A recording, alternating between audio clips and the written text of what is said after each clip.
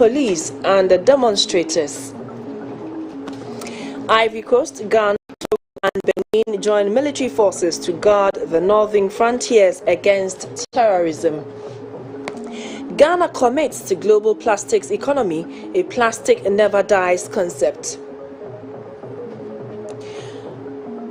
Ghana to begin strategic pricing for pharmaceuticals and health technologies. And on the international front, 46 migrants die in abandoned truck in Texas, USA.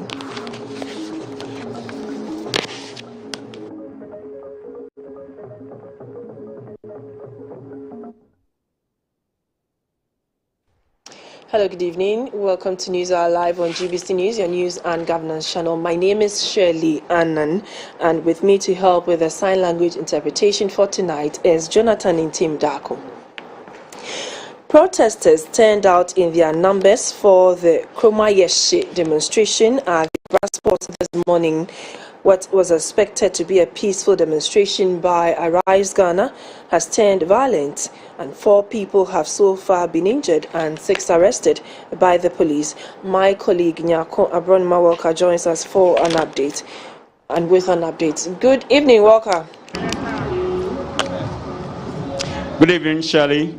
Yes, it's 7 p.m. What's happening at the Brassports? Currently, there is calm here at the Brassports. The main protesters have gone home. We are picking information that they are having a press conference at the International Press Center. So right now, there's no one here. It's only the regular people. You see them at Circle or at our Brassport that you can find now. Initially, around afternoon, there were rubble or some scuffle between the police officers and then the protesters, where about 4 people have been injured. 1 has been rushed to the nearest hospital. 1, including our own sound member, has sustained a minor injury on his leg. So for now, they have all moved away, or they've gone back to their various homes, maybe waiting for tomorrow to take another action. The police have also gone back to their posts. So that's what we can report, or I can report from Brassport at Circle now.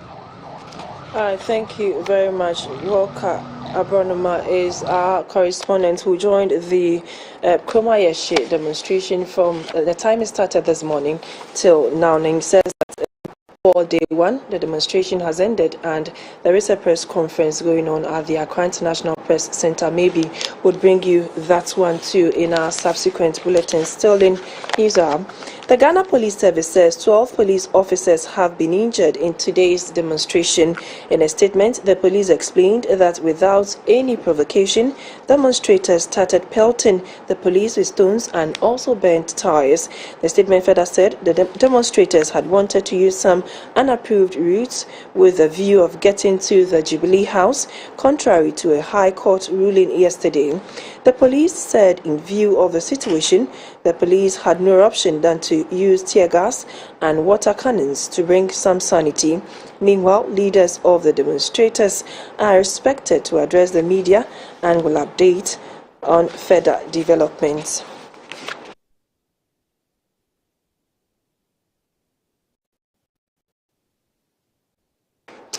The Ghana Armed Forces is to undertake a joint military operation to curtail the spread of terrorism from the Sahel region towards coastal states including Ghana.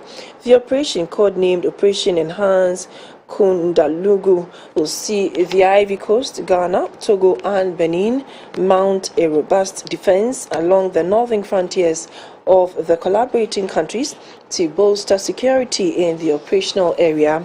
The Chief of Defense Staff, Rear Admiral Muma, disclosed this during a working visit to the military training camp at Daboya in the Savannah region. Since 2015, terrorists have increased their activities in the Sahel.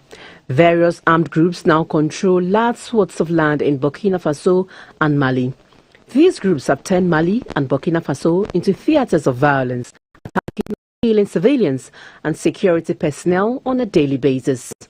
In the last 2 years, they have also made incursions into Benin, Togo and Ivory Coast, attacking, kidnapping and killing people. Security analysts believe the goal of the terrorists is to capture southern states, including Ghana. So far, all of Ghana's neighbors, including Burkina Faso, Ivory Coast and Togo, have suffered attacks. The development has put the Ghana Armed Forces on high alert. The forces have been undergoing a month-long multinational training exercise with the U.S. Army in Ghana and Morocco.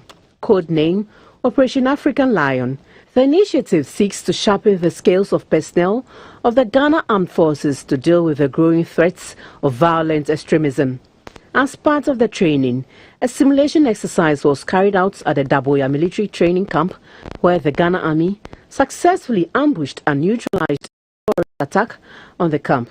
The Chief of Defense Staff, Vice Admiral Seth Amuama, who monitored the operation, expressed satisfaction with the performance of the personnel. They have performed marvelously well, and I have no doubt in my mind that they would be able to deal and confront any threat that we face as a nation.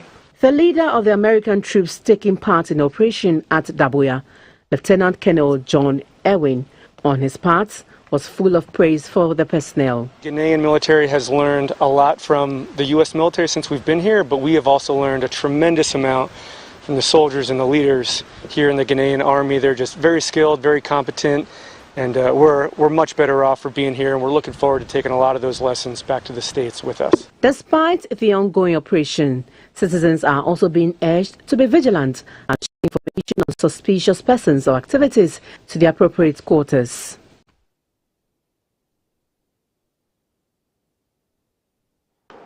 The trial of former Chief Executive of the Public Procurement Authority, Mr. Ejenim Boating-Ejei, has been adjourned to July 26, 2022 for case management conference. The court has directed the Office of the Special Prosecutor to file all witness statements within 4 weeks.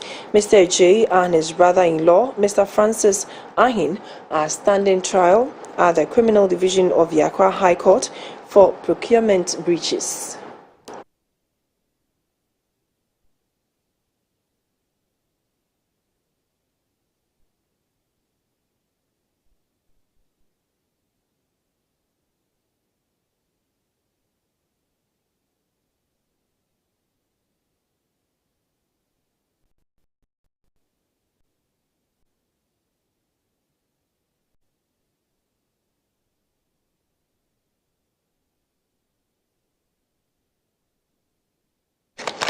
We apologize for the loss in sound. We'll bring you that full story in our subsequent bulletins.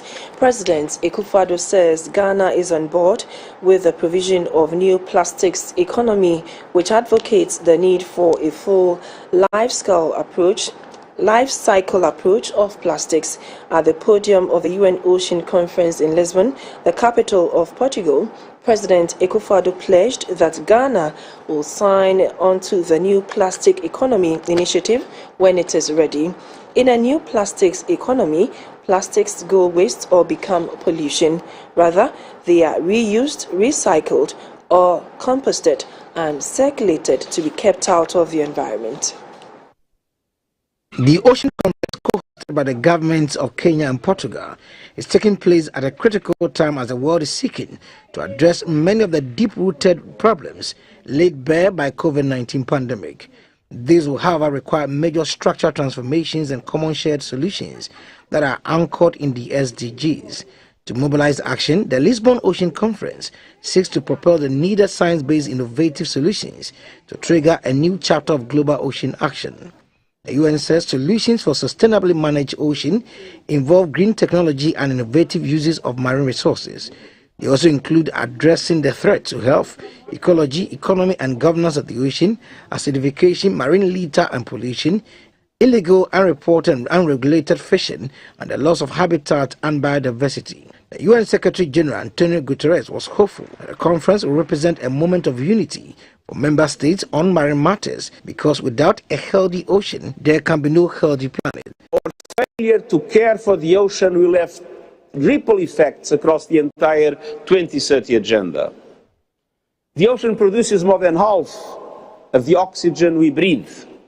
It is the main source of sustenance for more than 1 billion people.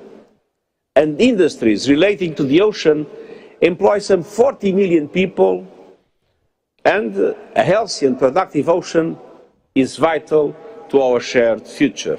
Sharing Ghana's experience with the rest of the world, President Akufo-Addo said a national plan of action to fight illegal and unregulated fishing is being implemented to ensure that overfishing does not creep into fishing stocks. In the governance of the ocean, Ghana has adopted a marine fisheries management plan, whose principal objective is to, quote, to protect marine habitat and its biodiversity, and to mitigate impacts of global climate variability and climate change. Ghana is also implementing a national plan of action to fight illegal, unregulated, and unreported fishing. In furtherance of this, Ghana supports the ratification of the Cape Town Agreement on the safety of fishing vessels. We believe that once ratified, the Cape Town Agreement would guarantee fisherfolk the same level of protection as seafarers more than a century after the adoption of the first convention protecting the lives of seafarers at sea in 1914.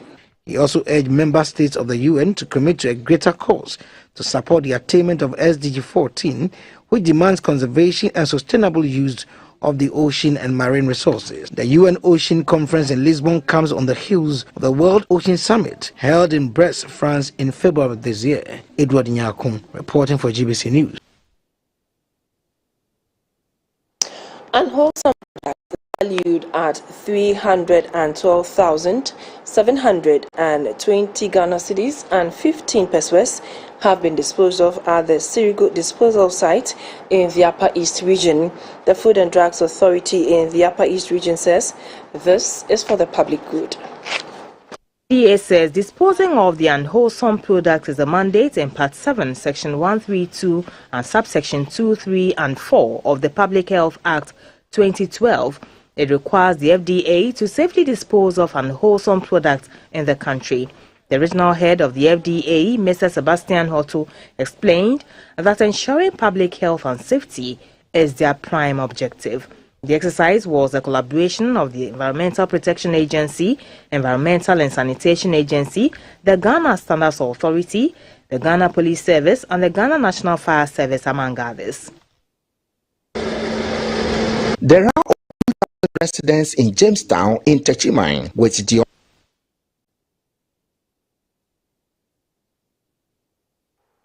You're still watching News Hour live on GBC News. Residents of Jamestown in Techiman in the Bono East region say the roads connecting them to the Techiman market and health facilities are in a bad shape and are therefore appealing to the government through the Techiman Municipal Assembly to urgently fix them.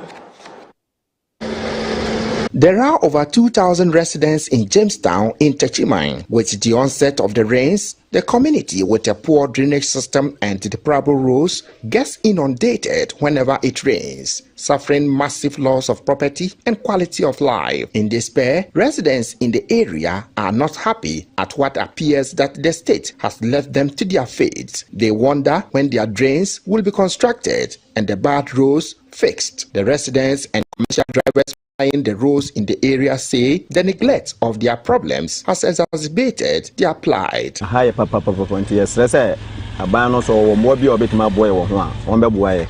No, on your my say, quite fitiano.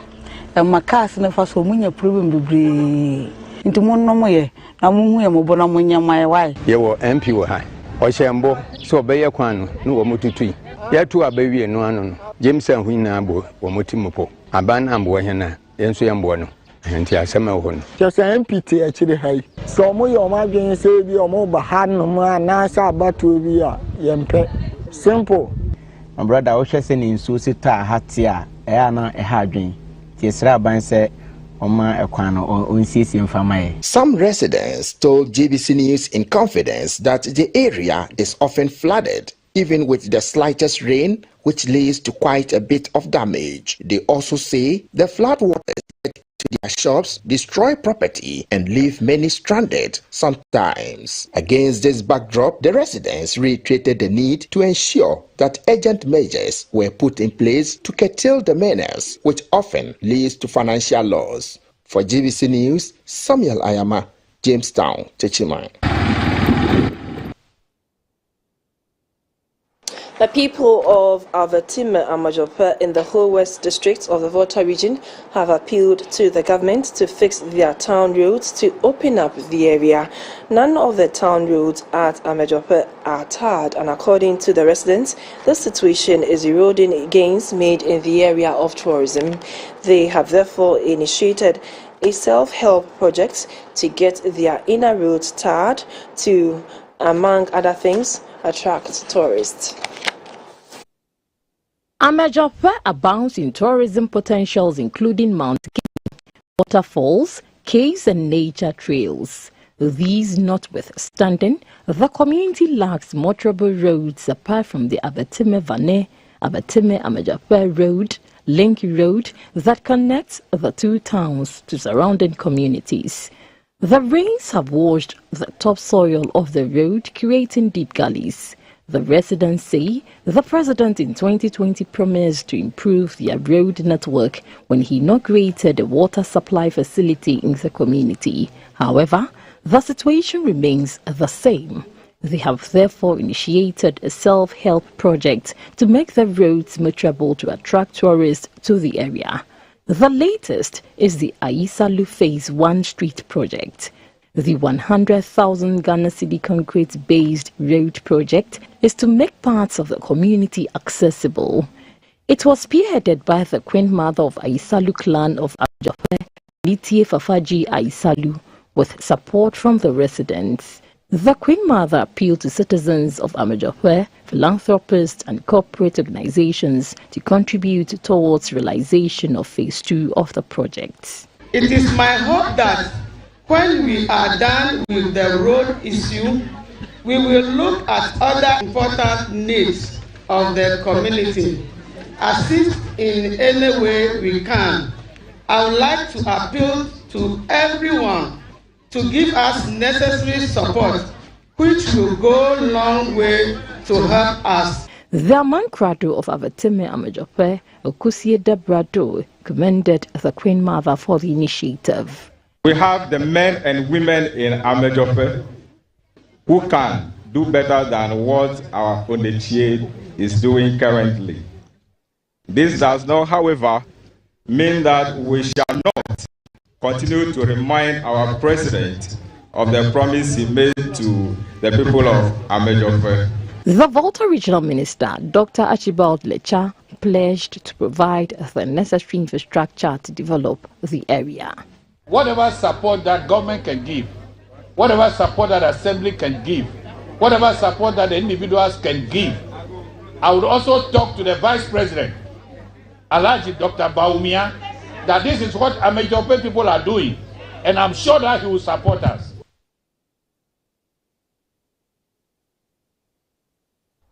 It is a symbolic monument with a rich history, built between 2012 and 2020 on a 40-acre land at Kanda in Accra. The Ghana National Mosque is a gift from Turkish philanthropists to the Ghanaian Muslim Ummah. The land for the mosque was handed over to the National Chief Imam, Sheikh Osman Nuhu Shaributu, in 1995 by former President Jerry John Rawlings in replacement of a mosque demolished for the construction of the Rawlings Park in Accra. Construction works were first started by the Ghana Muslim community but abandoned for almost 10 years for lack of funding. However, the concerned Muslim youth of Ghana took over by sourcing funds for the work to restart. On our landmark series today, we give you some facts about the Ghana National Mosque Complex, which was inaugurated on July 16, 2021.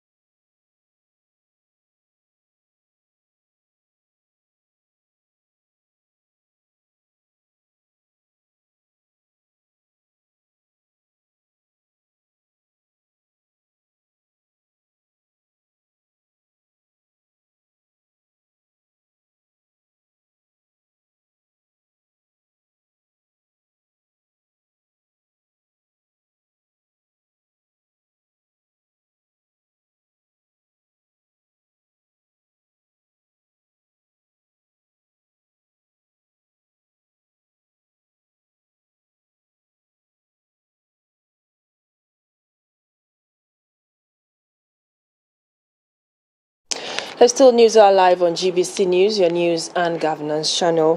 100 students from the African Institute of Mathematical Sciences, Ghana, have received a master's degree in mathematical sciences at a ceremony in Accra. The Minister for Education, Dr. Yao Osei Edichum, was full of praise for the efforts of the institute to produce Africans capable of applying mathematical skills to solve problems in finance and banking, health, ICT, and food production. The African Institute of Mathematical Sciences, AIMS Ghana's wing, was opened in 2012 under the leadership of the celebrated Ghanaian mathematical physicist, the late Professor Francis Alote. Since then, over 400 students have graduated from the institute. At its 2002 graduation, 100 students who pursued the regular master's program in foundational and applied mathematical sciences, as well as the Masters of Mathematical Sciences with specialization in climate change and atmospheric physics, and the Master of Mathematical Sciences for teachers, were awarded an MSc in Mathematical Sciences after 10 to 18 months of studies. The Center President of AIMS Ghana, Dr. Prince Korea Osei, said AIMS remains committed to contributing to Africa's transformation through innovative scientific training and research. The 10 years of significant contribution of AIMS Ghana, we celebrate how AIMS Ghana has contributed towards the training of young African scientists who will contribute significantly towards the transformation of Africa and lead research and scientific discoveries and technological advancements.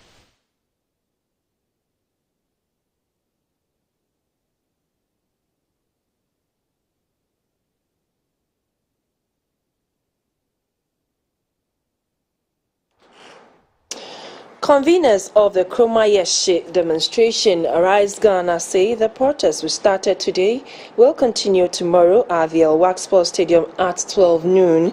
I have my colleague George Entry on the phone to give us some more details. George, good evening.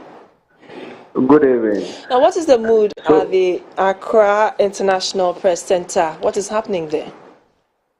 So, for what started 12 today, which is the Arise Ghana demonstration, has come to an end.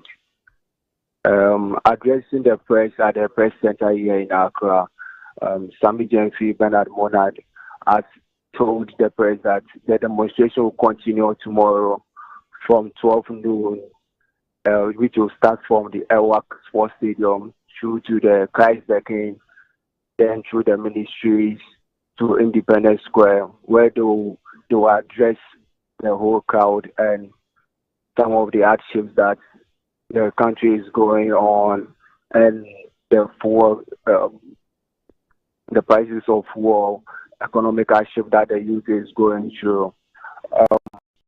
Addressing the press, some indicated that some demonstrated joined the main Arise Ghana youth demonstrated and incited some behaviors that the police did not like. So the police in attend throwing some tear gas and lost some casualties have been lost. He also indicated that the main purpose of the demonstration is to address some of the economic hardship that the country is going through, and they came in peace.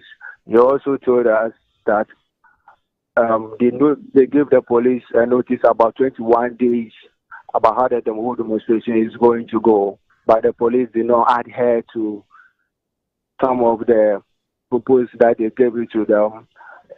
He also mentioned that they proposed to the police the route that will be using the Jubilee House. The police insisted that they won't allow them to use those routes, but they are adhering to court ruling, and that's all brought to the police brutality and the tearing gas that happened at the demonstration at Hello, George. in Circle. Hello, George. Yes. Well, we know of all these things that happened at the Obra Sports today, but the question I want to ask you before you go is, why is it that they are starting the demonstration at the Work Stadium tomorrow? Why the change in plans? Okay, so the change in plans is that they want to use the Jubilee House, in front of the Jubilee House. They will pass there and they will convert just a little around the Jubilee House to demonstrate, and then from there they will go to the ministries. They are using the Airwalk, Christ the King, the Jubilee House, then to the ministry to Independence Square. That has led to the change of route for tomorrow demonstration. George Entry is at the Accra International Press Center with the Kumayeshe conveners of today's demonstration. We'll bring you that full story later.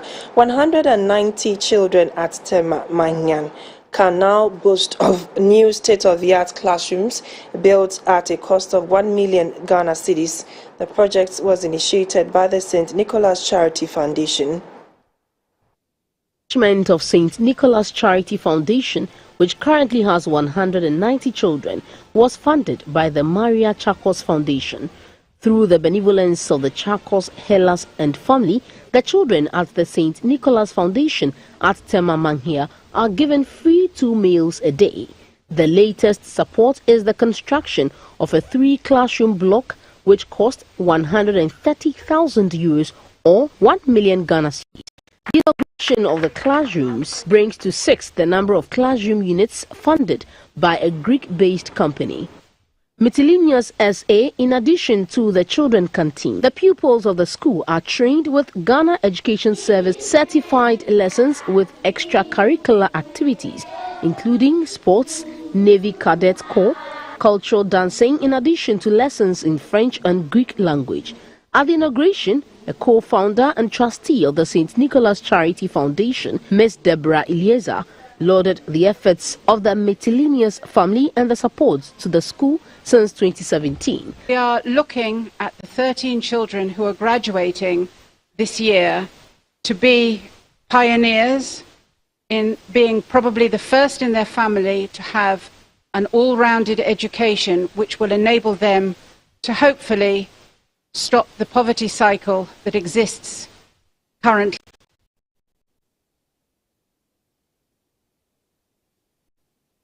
Last year, the Greek Minister for Foreign Affairs, Mr. Nikos Dendias, and delegates from the Ministry of Foreign Affairs and the Greek government visited the school. A representative of the Greece delegation, Mrs. Mariana Gavril, pledged miscellaneous continuous support to the school. St. Nicholas School is a charity school that started out of some goodwill of people that they had relation and connection with Greece. And this school, since that time, still continues to inspire all. The school is expected to receive a 29-seater bus by November this year to facilitate movement of the children.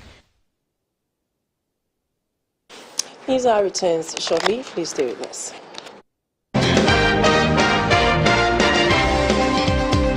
Public enterprises in part state interest.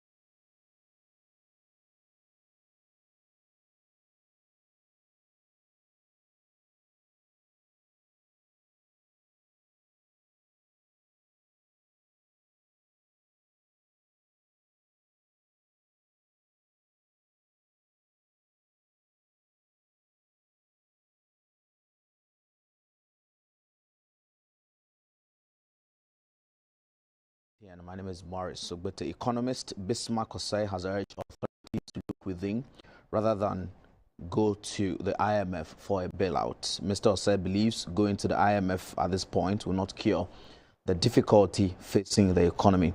His comment follows a renewed push for the country to return to the IMF. Supposed to go to the IMF. For the first reason is because when we go to IMF right now, the amount of money we get is not enough to attenuate the problem we are going through. These structural adjustment programs are going through is not enough to attenuate it. Why am I saying that? During former President John Mahama's time, when we went for the IMF extended credit facility, they got $900 million for 3 years. The money is divided into tranches, and every year you get almost like $300 million. I don't think it's enough to attenuate our problems and deal with our structural rigidities. And don't forget that the money we pay back interest. And so last year, IMF gave us $1 billion from the special donor right. Ask yourself, was it able to serve as a silver bullet to deal with our problems?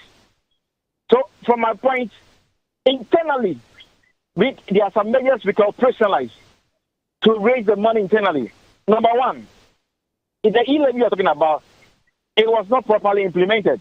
It was very symbolic. Yeah, I know that when you go to IMF, it brings fiscal consolidation, rationalize the expenditures and fiscal discipline. Ask yourself, do you need IMF before we can achieve fiscal consolidation and fiscal discipline and expenditure rationalization? Where we have some ministries, we don't know their job. Ministry of Agriculture, Ministry of National Security, Transport, Aviation, Railway, which some of these things can be combined to get a more consolidated result. Sitting down, you want IMF to tell us to analyze these things before we achieve expenditure rationalization. Bismarck Osei is an economist. The back-end engineering works have been completed for the export of gas from Africa to Europe as the world's second-largest producer of gas curtails gas supply to the EU. The gas export has become crucial as the world transitions from fossil fuels to renewables. The construction of a gas pipeline to this effect is expected in 4 years. They've actually finished the front-end engineering. So that has been done. They've mapped out the routes, 2 routes. One will be an offshore route that will be taking gas from Nigeria, some from Ghana if it is available, and then it's going to go around the western horn of Africa. So Ivory Coast, Liberia, Guinea, and all the way to Morocco, past Mauritania, and it will cross the Mediterranean to Spain. That is the offshore route. It's a very long pipeline, over 5,000 kilometers, and the diameter is quite significant as well. It's 48-inch diameter, 4 feet. See, some of you can even stand in it, or at least squat in it. So it's a very huge pipeline that will be transporting first the West African cumulative resources, the surplus resources, to Europe. The other route that they are actually looking at is using Ghana. And I'm part of the committee that is looking after this. And the reason they gave was, oh, well, Ghana is more peaceful. We don't think we will have any issues with Ghana, particularly in terms of acquiring the right of way. So the second option really is to build a pipeline that will go from the southern part of Africa, from Takoradi to be specific, then go all the way through Ghana, Burkina Faso to Mali, across the Sahara to Morocco. That is the second route. My suggestion to them was that we should entertain both routes just for security of supply and for reliability of delivery as well. That was business brought to you by MTN. The energy news is after this break. Stay with us.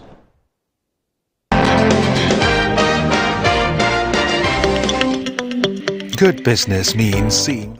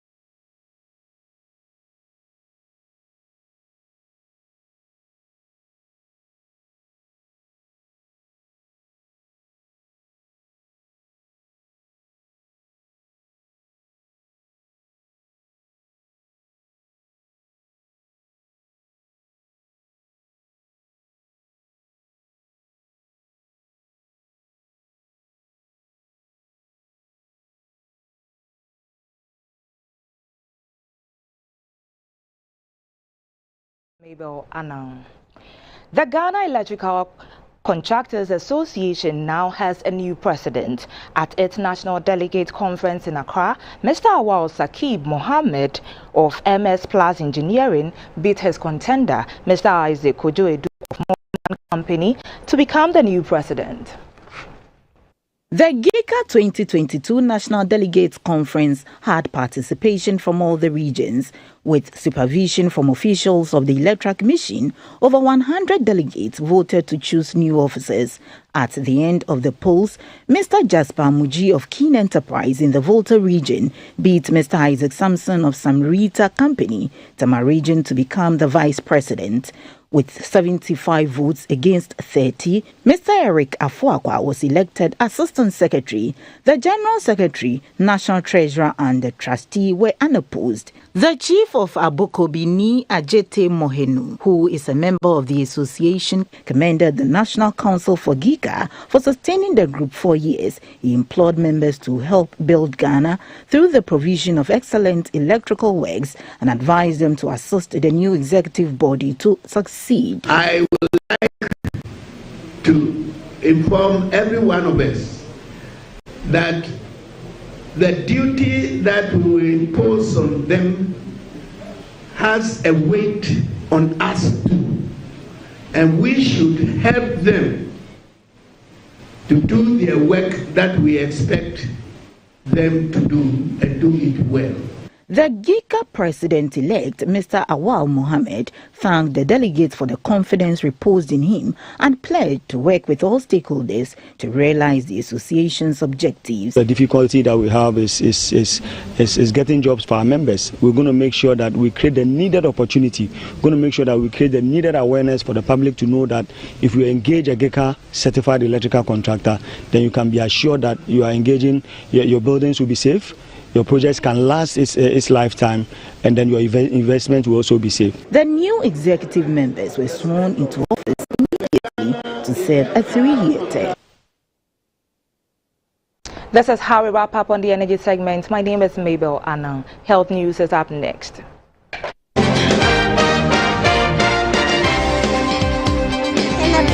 Champion second player. Well, you've got to be like a geisha.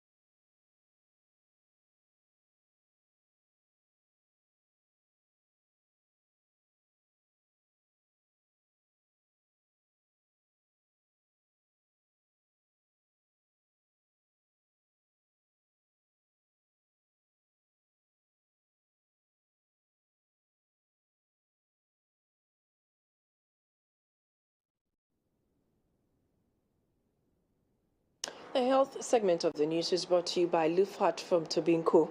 The Ministry of Health has launched a national strategy for pricing medicines and health technologies in Accra. The strategy is designed to guarantee for consumers access to quality and affordable medicines. It is also strictly to ensure that pharmaceutical companies profit but do not profiteer to an extent that would undermine the sustenance of the National Health Insurance Scheme. A report by Serifuri.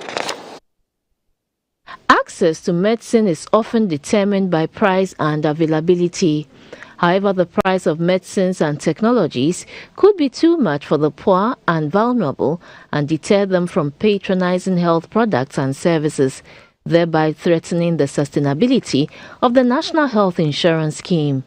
These barriers lead to inequity. The strategies, therefore, to mitigate the negative impact of exorbitant prices of medicine and technologies on the healthcare system. The pricing strategy is intended to guide implementation of the pricing policies recommended by the National Medicine Policy. And as such, it has the overall goal of promoting affordable and sustainable access to medicines in Ghana. The WHO, whose medicine price list has been a source of reference, says equitable access to essential medicine improves patient outcome and reduces mortality. But the pharmaceutical importers and wholesalers and distributors of Ghana say delivering high quality, affordable and timely service while making profit depends on the cost of production, macroeconomic indicators such as import duties, tariffs and markups. Affordability can only be achieved when the cost of doing business, i.e. import duties, cost of credit, import duties at various ports of entry, some nuisance taxes, and other costs are minimal. It is our hope that as we work towards regulating the price of medicines, we also work towards reducing the cost of doing business, which tends to be inimical to the growth of businesses into pharmaceutical giants. The Chamber of Pharmacy called for swift and productive implementation of the strategy, which is also aimed at sustaining the private sector. This third edition of the policy hopes to achieve optimized pricing for. The health segment of the news was brought to you by Lufat from Tobinco.